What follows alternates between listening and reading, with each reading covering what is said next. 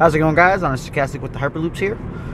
So normally my vlogs are usually right after, but I guess we've always had some of the day after event vlogs be in the morning the next day, and I just rationalized that now. Sorry for you having to listen to that. So this is just coming off the New York City Regional held at Hex & Company. Before I get started, I think the event was overall completely a net positive. There's going to be things that I will complain about. There will be things I think that are great. This is not me harping on some event where I'm like, you guys need to be perfect. It's like, no, like, this is just me talking about stuff because we should always strive to be better. The things that are good could always get better. The things that are worse can always get better. There is no, perfect. There is as best as we could hope for. So, as a heads up, parking in New York City is always a bitch, but there are places you can pay to park. I didn't check into any of the costs for the associations on that, but I know Lawler had found a place where he paid $15 for the day. And like, while realistically that's not amazing when you go to an event, because adding up costs sucks, it's hard to complain about $15, So, if I'm not mistaken, Chris Kowalski had fucking parked like 8 feet away from a hydrant and got like a $115 ticket, so that fucking sucked for him. As a heads up, anyone who dislikes Chris, let's not make this a conversation about any of that. We're going to talk about the event as a whole. If you have some small things that are relevant, feel free to chime in with them. But the last thing I want is on this video to turn into some firefight of crazy shenanigans. All right. So that's all I ask from you guys. Feel free to have thoughts that you have. Just let's focus on the main things at hand here. No small quips, or quips. I don't know what the fuck I'm saying, but that's all I ask in advance. And the fact that I have to ask this shit is fucking obscene. But anyways, overall, as a whole, I feel the event was run relatively well. There wasn't a ton of space. It was very cramped. So imagine hosting a regional inside of a Panera Bread. That's exactly what we're looking at. So take your card shop that has like board games and stuff all over, put those on the walls, and in like different places, and now you're in a Panera Bread. So now every Panera Bread where the trash cans are and stuff like that, they're on like pillars. The pillars will have like Warhammer and 40K or whatever like attached to them. So like Hex & Company does a very good job of making the most of their space. No complaints there. They have food. Realistically, it's a bit overpriced, but like when you buy stuff at like Panera Bread level stuff anyways, you're paying overpriced. No complaints. No outside complaints there. There's personal complaints. I'm a very cheap person, but as a whole, you wanted to get like a egg croissant sandwich. It's somewhere in like the 5 to 6 range, I think. I was very happy with it. I think it's a little extra for cheese, whatever. That's normal. I had got like a little personal pizza thing there. It was like $7 for barbecue and chicken. It hit the spot more than I want to pay. It's New York City. Whatever. I move on. They had drinks and stuff there, so that was all like super great, super kosher. Like I said, it was very tight. The place obviously wasn't reserved for us. Like as a whole, we did have a lot of spots taken for us, and I'll tell you this: that place is very, very busy.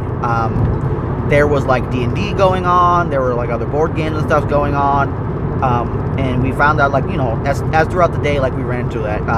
One bathroom, very nice, did the job. But yeah, like I said, shit was tight. Round one, there was a snafu where tables were like, this is table 1, but we're supposed to fit 4 people on it. So like, how do you know where you're at? So we had to do the whole like divisible by 2 thing, no remainder. So like, 1's divisible by 2, it's 0 with 1 remainder, so you're on table 1. 2's divisible by blah, blah, blah, blah, blah. Anyways, and then like, it just got crazy, so then they immediately fixed it for the next one. They recut paper for the tables, because those tables were set up for normal usage, which is like, this is table 1 for board games, table 2 for board games, But they got that quickly done for the next rounds, and everything ran much smoother. They were a little too quick, I think, as far as how they were running things. So, like, I know that pairings went up on at least one board. I don't know if it went on two. I didn't pay attention to that. I didn't look for that one board. So let's make the assumption it was on two, because I think it would have took longer for all of us to get seated if it was on one, and maybe it did. So, anyways, so people get seated. There'll be times where, you know, you're trying to get past the line. The paper was set up over one of the other tables, so now people are trying to get to that table to read, but then the people who need to sit down at the table are going to have to wait and struggle, obviously. So, you know, there were some small things that could have been better there.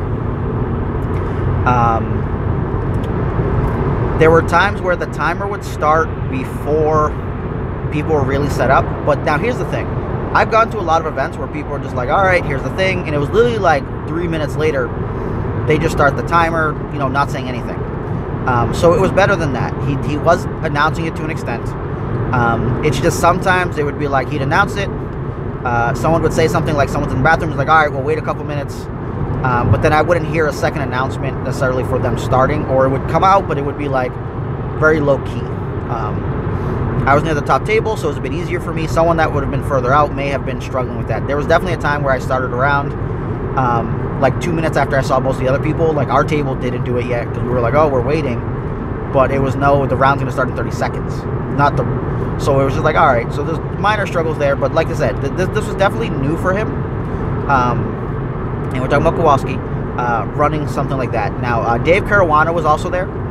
Super duper helpful. He played in the event, which was no issue. But he was helping immensely for setup, stream setups, trying to make sure things also ran smoothly. He wanted things to go well, regardless of the fact that, like, the overall set of circumstances were not amazing.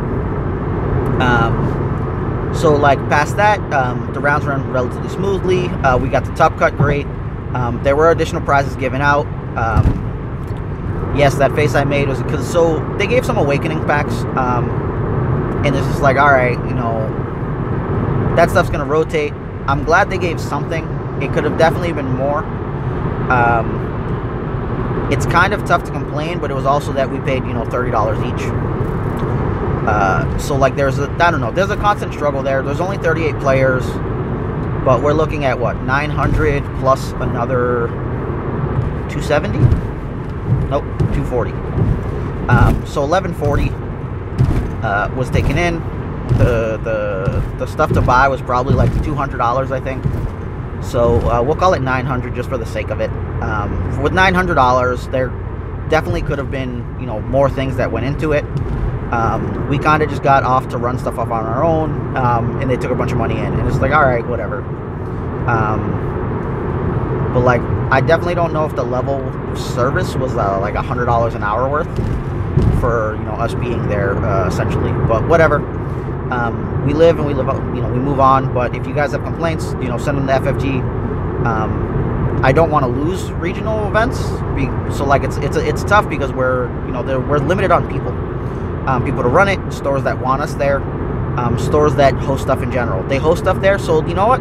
Maybe they're deserving of the extra money. But there's varying ways to do it. There probably has to be better negotiations or discussions going on in advance with the places and not last minute bullshit, which is a problem because it comes down to, so people that are very good for the community and, like, running the events, getting people are not necessarily the best at, you know, quote unquote business negotiations. So realistically, FFG hands this stuff to them. They can do what they want with it, but there's going to have to kind of be early business negotiations to talk to the owners, the managers, whoever's running stuff there, to be like, all right, look, if you guys want to maximize, you know, what's going to go on here, this is what we're going to need to see. Let's talk numbers so that you guys feel good about the numbers, and I'll give you, you know, layouts of what's going on. This is the number of people we're expecting. So, like, you don't have to break the bank. We're not saying to take large hits on this money. Pocket $500, give the other $4 away. Turn it into some form of, like, pseudo credit. Sell product at that value because you have profit margins on these items. Maybe you're not selling it at full. Maybe you're pocketing $300 and then giving $600 worth of items away. Like something like that, like you're probably still walking away with a lot, but the community will love you as a whole. The dilemma is that the business negotiation aspect of this needs to occur way in advance. This can't be last minute. There has to be, you know, discussions of how this is going, maybe try to get way more people on pre-reg so that people know that this is legit. Talk to them about having some availability for pre-reg to having a potential return if it's within X days before or something, so that people would do it a month or 2 months early. The other problem is FFG doesn't allow us to announce this shit early enough. Like, in theory, we found out like December, right at the end of November. So like anything at this point, early February, perfectly fine. There's a ton of time. That December shit, that early January, is really fucking rough. You've got Christmas, money, you know, so like to make plans to travel is really hard, whatever. All right, so back on topic, because I keep going on tangents. Sorry about that, guys. Everything as a whole, I think, was run very well. Excuse me. And I could see myself doing it again. I'd hope the pricing or extra pricing stuff would get kind of, you know, corrected or adjusted, because I don't mind showing support. I didn't have a large reason to go there besides I felt like it. I was bored. I wanted to hang with the community and play. I did want to buy for nationals, but realistically speaking, that's not a huge dilemma. You know, 30 bucks for that. Let's say I chip in for parking, gas, tolls. Like, it adds up. Is this some $50, $60 excursion for me? Realistically, no. I don't care about enough for that. I had two that were close by, you know, less than 2 hours. Those ones are much more kosher for me to just go and come back. I don't have to worry about this other shit. Pay like what, $7 to $10 in gas, no parking fees, 20 bucks to play, don't get anything extra. Sure, $27 as opposed to double for, you know, whatever in a 4-hour ride. Life. Moving on. So, as a whole, I think it was very good. They did give out the extra prizes. The prizes giving out at the end, relatively, you know, they went pretty smooth for someone that was newer to the thing. So kudos there overall. We got the top cut. There were some, we had a break for top cut. I think we may have sat around a little too long on our own for some stuff. I mean, there was a lack of overall discussion with what was going on. Like, I was sitting around for like 5 to 7 minutes, not realizing we were getting a break of 20 minutes. And then I bought food at the same place that we were at. I would have much preferred to, you know, call in an order a block down or 2 blocks down for better food. Like, it's fine. We get better. We move on. This is not to crush someone. But I think what got made done with the space and whatnot was great. I was told a lot of people were very happy with the stream. They could see the dice and the field. So that was great. If you saw the setup, and if you didn't see the setup and you wanted to know, that shit was entirely out of like PVC pipe and some plastic cups and tape.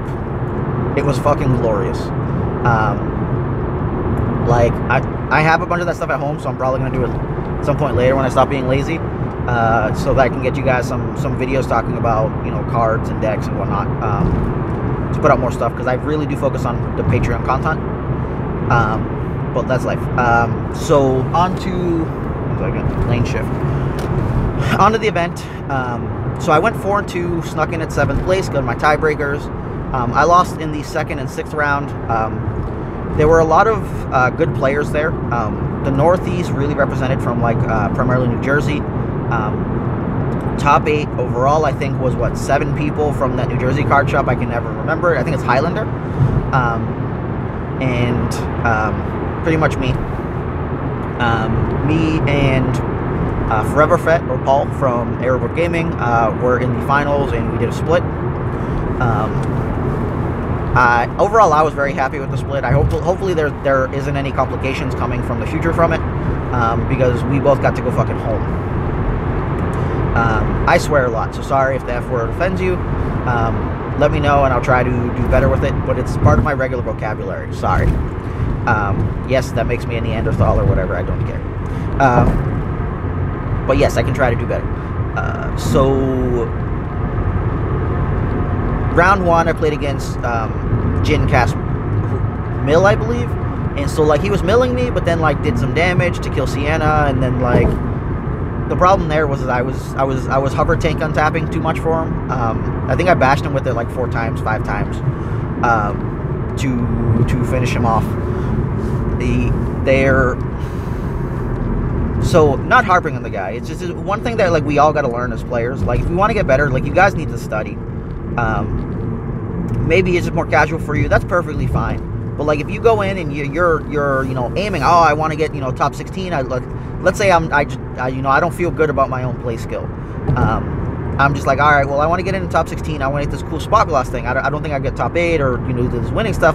That's the other guys. But let me fight for this you know Mother Thousand Plo Koon spot gloss, which pretty much no one's gonna Plo Koon. You absolutely need to study more, a little bit harder, you know, check out the stuff, Arrowbrook, like there's a lot of free content you can use to get better. Whether you have time for it, it's a different ball game, but like even someone listening to some of the stuff can go a long way. You know, check out 1 video a week, 2 videos a week, it'll add up for you, because people were just doing some of the, not silliest, but like it's I definitely should not have been 4-tooth. There were some inadequacies with my deck as far as the quote-unquote Sea of Jizz. For anyone that's never been with us before and heard of Sea of Jizz, it's that terminology we use for like the first 2 to 3 rounds in an event where you get stuck in the I don't know what the fuck's going on here world. Like you're just seeing random shit. You're just like, alright, you know, there's a K2SO Elite Anakin 2 deck and you're just like, what the fuck are you doing here? And like maybe you get blown out by that because you just like, oh, this like red melee deck, like how do I cope with this? Like I don't know. You know, maybe you're playing Vader and then they like it's a trap to copy your Vader's melee to the K2SO and they like bash him off you know, just bash your guy to hell and you're just like, well, what? And you know, they first aided to stop the damage that you were dealing to him and you're just like completely and utterly fucking lost and destroyed. And we call that the Sea of Jizz. Or at least Quanka did, and it's stuck, and now that's what that is. So once you get to the point where you're like 2-0, for the most part, you kind of get out of it. You've waded out of the Sea of Jizz. But if in those first 2 rounds you end up taking a loss, you are going to be drowning in it for quite a while. So that's the thing. You're playing into a bunch of decks that are kind of inferior in like lineup, and then potentially deck builds. And the synergy could be missing or all over the place or just so far up their ass that like shit's insane. So what I mean by that is like, all right, you know, the average person isn't going all in on like heightened awareness or post Ataru Strike.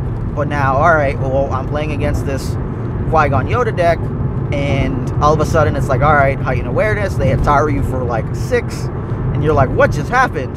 And then you get riposted for the other 3 and like your guy's dead because they like synchronicity'd you right before and you're just like, what? And like, it looks like the greatest combo act ever because it only works like 1 in 5 rounds. Unfortunately, that 1 in 5 was versus you. Welcome to the Sea of Jizz. But anyway, so played round 1, Jinkas. I won that. Round 2, I played against Joe Kwiatek. I believe that's how his name said, but people fuck it up all over the place, so I'm now second guessing myself. He was playing Yoda and then Leia 3. That's yellow Leia. Boosh, I think is how you pronounce it. And we had an interesting game. Pretty much I paid him off many times with when he was villain. With the villain card out. And yeah, I just got way behind. I couldn't output max damage. I was banking on a specific set of plays and I couldn't get it. I think I lost like an entire round's damage one time because I refused to play the fist and I went for like a reroll. And that was really bad. But anyway, so so I lost there, played against, I don't remember the ordering on this, but I know I play against Qui-Gon Ayla, Bitter Rivalries, and Beckett Towson, Profitable. I ended up winning both of those. The Qui-Gon one was unfortunate because he's built upon shields, and you really just can't give my deck a bunch of time. I got some guy going 40 in the fast lane. Oh my fucking god. Get out of here, Volkswagen. You're making me insane. No, this is not road rage. I'm just crying inside. Holy shit. Alright, so that one was going to get crushed because of the innate way that the matchup lines up. But I beat a Beckett Towson that pretty much round 1 shot my Sienna for 8, so I couldn't snoke her. Then Rift Valley Claim took my Bala die, so I couldn't snoke for resources to jam my fist. So then I had to like take a single resource, go to the next round, jam like a fist, and start using that. Bala got shot and killed. Sienna was dead, and I've got like a Snoke just trying to go to town with his Vader's fist. I did end up getting there to kill the Beckett, but I think it was primarily off the opponent just misappropriating their resources more than anything else. I took a shield at some point in order to force them to pay the 3-for-1 or focus to a 3-for-1 to get a kill, or I would have got to use the die. So that was not amazing, but it helped quite a bit, because at some point he had access to add odds, and I'm looking for the damn 3 directs on fist and focusing to them, so I was going to be screwed. But I found a disrupt to disrupt his 1 because he paid 1 for something, and then instead of doing Beckett power action to get the resource back to have add odds back up, he like resolved the Dark Council die. So then I like 3-killed like the Beckett or whatever I was trying to do, and I was in a good spot. He had the add odds for like the next round, but that wasn't something I was concerned about, because once the dice were reduced, I had way more time, and like that was perfectly fine. So it did end up working out for me, but I feel like I would have lost if I was on equal playing field in each round. I definitely would have been like 3-3. Potentially 2-4 depending on how we change skill level.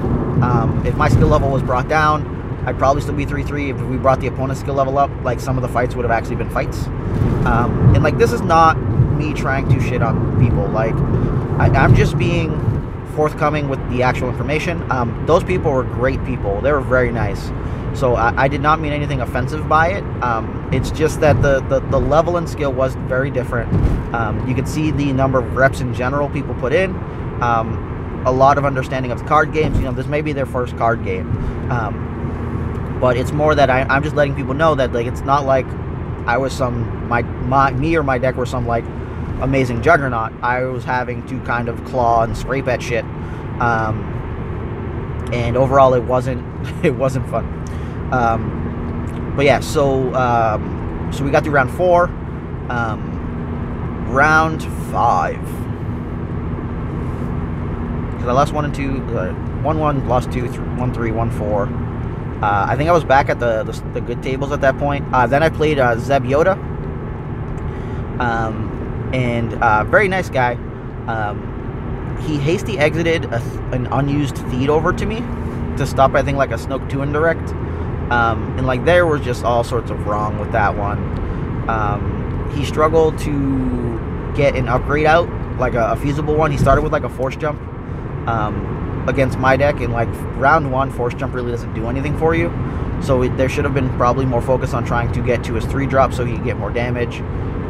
There was too much using of the 3-for-1 on Zeb, where that 1 damage wasn't relevant enough to be worth what he was doing with it. And I made sure to control his Yoda specials, so he wouldn't be able to gain the additional resources to let him go and do stuff. A lot of decks or people playing like Yoda are inherently weak to Yoda's die being controlled, because 1, you don't focus, you have to reroll more often, so that they're losing like removal or their options. You can kind of tell what's going on based on what people are discarding. And then if their money's tight and then they're playing upgrades, it's a constant struggle for them at that point, because now that you're playing upgrades, you have no additional money, you can't pay for pay sides, so you have additional blanks. Additional blanks means you now are re-rolling even more, and looking for, you know, usable sides, but maybe if you don't even consider those usable sides, like you're struggling because like you're getting like a 1 base and like a resource or something, and you're re-rolling trying to get damage, but then you can't use the 3-for-1, so you're just trying to get this base 2. Like, that seems insane. But anyways, so I win that match, and I feel pretty good about stuff. Check the standings. I think I'm in like 3rd or something with tiebreakers. I got like 0.6. Isaac's the only one I think above me at that point with like an also 0.6. He beat me on like the 2nd strength of schedule. And we're looking at like the bottom of the bracket, or sorry, the top of the next Swiss point bracket. So pretty much people with 1 less loss. I mean, 1 more loss than us, or 1 less win. And so like I felt like pretty good there. Played Paul. I lost to Paul. Very close game. It came all down to a hidden motive. He hidden motive my fist. If the fist doesn't come up with the side he calls, then I focus, because I had like lethal. I'd focus back to lethal. And then if he doesn't have an answer there either, he dies. He did not have another answer, so it was all on hidden motive. That's life. Like, we live on the side of probability. It's gonna happen. I win that 2 out of 3 times in that situation, but there were all sorts of die rolls that were changed and different throughout the entire course of that match. So you can't complain, you know. You just have to live with it. So that went smooth. We went to top 8. I played against Kyle Warren, who is also Airbook Gaming. I think he goes by Phoenix for that. Very good player. I played him once at Connecticut Regional, where he beat me when I was playing Thrawn Towson, and he was playing, I think, 5 die vehicles. So I got like 2 minutes. I won that 2-0. Was not very easy. There was a lot of like fighting back and forth. I'm thankful for a lot of the reps that I had with my team as far as like Yoda Lay was concerned. It made understanding the situations I needed to be in much better. But like me playing in Top Cut was very different from me playing in Swiss, because I have a better understanding of what those decks are doing with my limited amount of reps. So it just meant like I was much more comfortable, especially even like Bala, me just not caring if it's Bala, or in that situation, Bala was there in my deck for that match. So that worked out. We go to top 4, played against Dave Caruana. I won the die roll, and there were some crazy shenanigans with Theed in like double pass at the beginning of the game. We played this crazy-ass control game for game 1 that was somehow only 30 minutes. And then we went to game 2, and he was like bashing me over the head, but that was still like 30 minutes. And then game 3, I bashed him back because I had the battlefield again and just crushed him with like an Umbara hover tank that did probably like 24 damage or whatever the fuck it was. It did the special like 3 times. So like everything died to it, more or less. But very fun event overall. I think it was great. I don't have enough time, so I can't continue talking about this stuff. I'll see if I can talk about his meta as a whole on the way back at 7 tonight, but I'll upload this now. You guys have a great one. Thanks for listening. Honestly, guys, with the hyper loops. Deuces.